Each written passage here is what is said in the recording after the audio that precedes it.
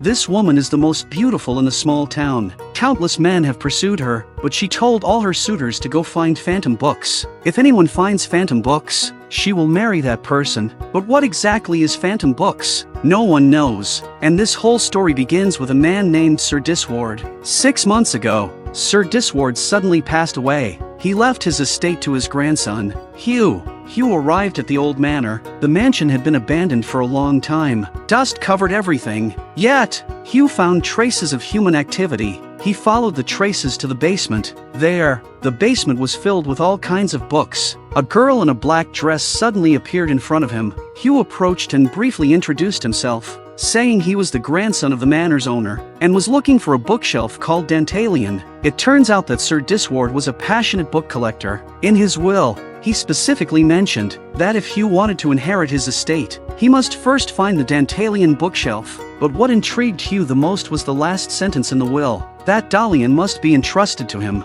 At first, Hugh thought Dalian was a small dog his grandfather had kept, but the mention of this phrase made the girl furious. It turns out that Dalian was the girl's name. Where was the bookshelf named Dantalian located?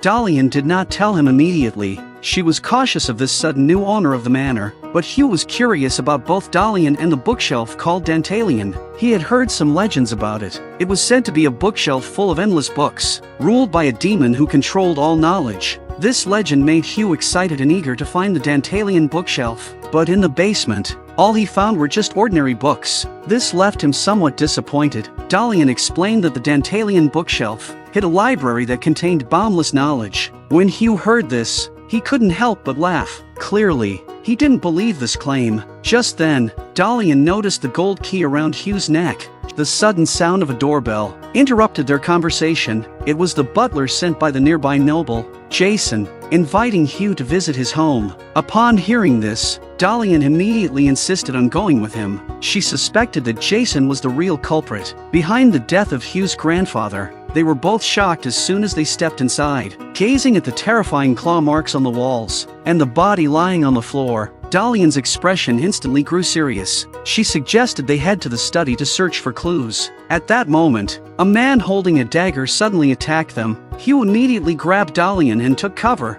returning fire with his gun. To his surprise, the assassin, after being shot, turned into a pile of dust and vanished. Dalian carefully examined the dust on the ground and confirmed that it was indeed Jason who had stolen Hugh's grandfather's circus-themed book. Just then, a lion suddenly lunged at them. Hugh quickly aimed and fired several shots at the lion. As expected, the lion also turned into dust and disappeared. Dalian explained that the lion had been conjured from the circus-themed phantom book. She then revealed that phantom books shouldn't exist in this world. They granted their owners supernatural powers, and the only way to seal such dangerous phantom books was through the Dantalian bookshelf. Hugh's grandfather had originally intended to seal away the circus-themed phantom book, but it was stolen by Jason. By now, they had reached the door of the study, when suddenly, a giant dragon appeared before them. Hugh immediately fired his gun, but the bullets had no effect on the dragon. Hugh told Dalian to go on ahead, while he stayed behind to hold off the dragon. In that moment, Hugh's brave actions earned Dalian's respect. Dalian then asked him to take out the gold key. It turned out that Dalian was the manager of Dantalian's bookshelf. She instructed Hugh to take out the key and sign a soul contract with her. Hugh inserted the key into Dalian's chest, which was the entrance to the Dantalian bookshelf. Inside, over 900,000 phantom books were sealed away. At that moment, a thought crossed Hugh's mind. He took out a phantom book titled The Book of Fairies. Suddenly, an ancient and mysterious curse filled Hugh's mind. Holding the phantom book, he began chanting the incantation. At that moment, the phantom book emitted a dazzling light, and in an instant, it struck down the dragon. Finally, they found the phantom book deep in the study, but Jason had already been dead for some time. Clearly, he had not been recognized by the phantom book, and by forcibly using it, he had suffered a backlash. Afterward, Hugh and Dalian sealed away the disaster-bringing phantom book together. At that moment, Hugh finally understood that Dalian was the caretaker of Dantalian's bookshelf, and he himself had become the keeper of Dantalian's key. From that moment on, they would embark on their adventure together. The girl is cursed. Each of her boyfriends will meet a mysterious death. One day, Hugh and Dalian arrived at Colonel Leal's estate, but Leal had passed away 6 months ago. They were greeted by Leal's granddaughter, Mia. Miss Mia was graceful and poised, and Hugh immediately felt a fondness for her. Colonel Leal had been passionate about collecting books, but Mia didn't understand the true value of these books. That's why she wanted to commission Hugh to appraise them. Just then, a melodious bell rang throughout the estate. Miss Mia explained that it was the sound of the clock tower. Leal had made his fortune by patenting the music box, which had allowed him to build this very clock tower. At that moment, Mia's cousin, Robert, suddenly arrived. He introduced himself as Mia's current guardian. He visited the estate every week. Hugh found it strange that Mia was living alone in such a remote, wooded area. Robert sighed and explained that he didn't want her to live here alone, but rather due to a curse. Mia had been engaged multiple times, but all her fiancés had been brutally murdered.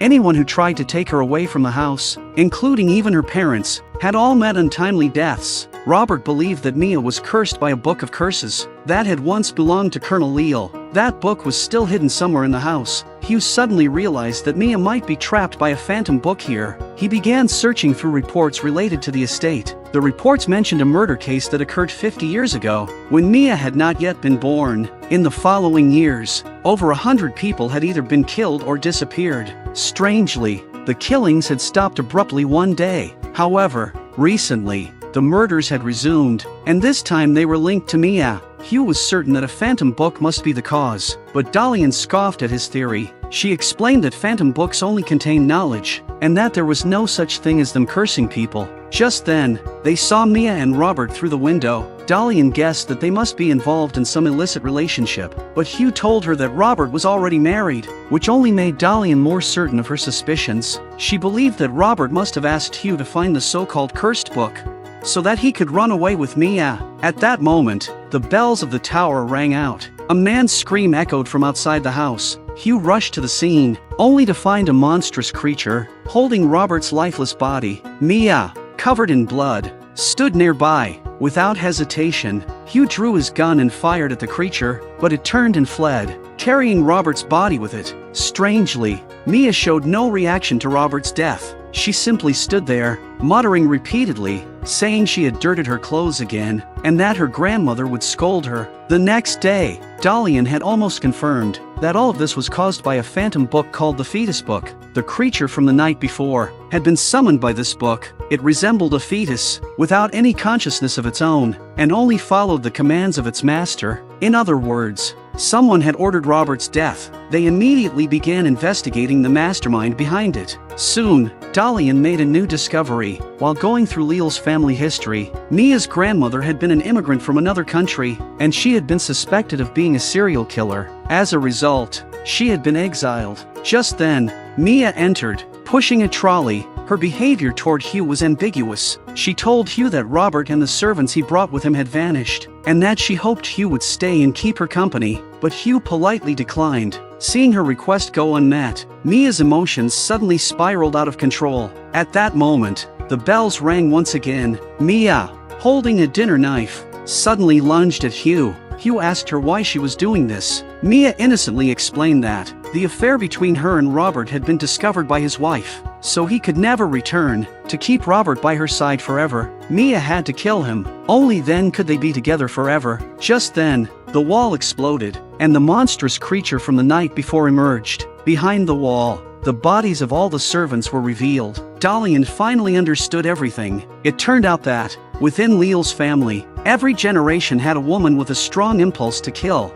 Thus, both Mia and her grandmother were murderers. In truth, the curse was not on the book, but on all the women in the Leal family. Dalian continued to explain that Colonel Leal knew his wife and granddaughter were born killers, so he had created the monster and ordered it to erase the traces of their crimes. At that moment, the creature attacked. Hugh quickly drew the key and unlocked the seal of Dantalian's bookshelf. He then retrieved a book called The Goddess of the Underworld and summoned a strong barrier. Next, he summoned a second phantom book, hoping to use its power to destroy the monster. However, the monster was unaffected. Dalian told him that to completely destroy the creature, he would need to find the phantom book that controlled it. Hugh recited another incantation, this time channeling the power of the phantom books. He aimed at the tower, and with a burst of energy, the tower crumbled, and the monster disintegrated into rubble. It turned out that Colonel Leal had hidden the phantom book inside the tower's clock. Hugh tried to convince Mia to leave with him, but she refused. She had promised her grandfather that she could never leave. She could only stay there. In truth, there had never been a curse on the Leal family. What was even worse than a curse was the twisted education and extreme control that the aristocratic family had over their daughters, which ultimately led to their mental instability. Viola was the most beautiful geisha in the town, and she had many suitors, but strangely, all the men who proposed to her had started flocking to Hugh's house, wanting to buy phantom books at a high price. To understand what was going on, Hugh and Dalian decided to follow a man named Armin and visit Viola. True to the rumors, Viola was as beautiful and captivating as described. Every movement she made seemed to radiate a unique charm, and Armin was utterly mesmerized by her. Dalian immediately asked Viola why she wanted the phantom books. It turned out that Viola had given 5 of her suitors a special marriage condition. They had to bring her 5 different phantom books. Thus, these 5 men, eager to win Viola's heart, went directly to Hugh and Dalian to buy the books, but to Dalian's surprise, Viola knew that Dalian was the legendary manager of Dantalian's bookshelf. Dalian, puzzled, asked how Viola knew this information. Viola replied that she didn't know herself. 3 years ago, when she arrived in this town,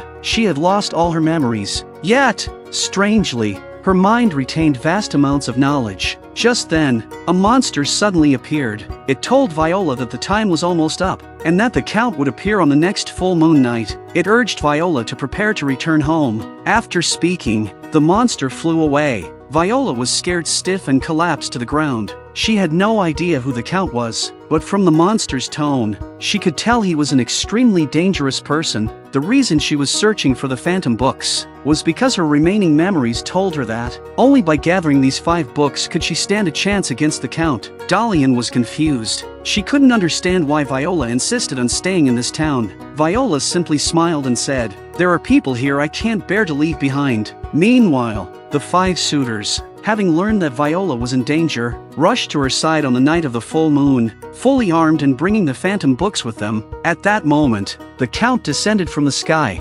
Seeing him, everyone immediately launched an attack. Gunshots rang out, but the bullets did no harm to him whatsoever. With a gentle wave of his wand, the Count transformed everyone's blood into mercury. He then urged Viola to return with him, even calling her his daughter. Despite the Count's immense power, Dalian noticed that he wasn't using the power of the phantom books. Instead, he was manipulating magic with his own abilities. This meant that the Count was actually a true wizard. It turns out that Viola was not the true daughter of the Count, and she wasn't even a real human. She was a homunculus created by the Count through alchemy. The Count's initial intention in creating Viola was to see how close his creation could come to being human. He gave her a beautiful appearance and an intelligent mind, but he never expected that Viola would gradually develop self-awareness and ultimately betray him. As a result, the Count planned to take her back and study how she develops self-awareness. Just as the Count was gathering his magical power, Hugh immediately removed the seal from the Dantalian bookshelf, chose 5 phantom books from it, and bestowed their powers upon Viola's 5 suitors. The power of the phantom books instantly revived the dead. Faced with the overwhelming power of the 5 phantom books, the Count ultimately chose to surrender. He thought that if Viola, as a homunculus, could experience something like love, it would be a pleasant thing. Therefore, he decided to give Viola her freedom until she willingly returned to his side. With that, the Count vanished into a beam of light. Once the crisis was over, the 5 suitors knelt on one knee and simultaneously asked Viola to choose one of them as her husband. However, to everyone's surprise, Viola did not choose any of them. Instead, she turned around and ran toward a man who had not participated in the battle. Viola explained to everyone that she had met this man only after asking them to search for the phantom books. In the end, Viola happily left with the man, leaving the 5 men standing in place, utterly bewildered.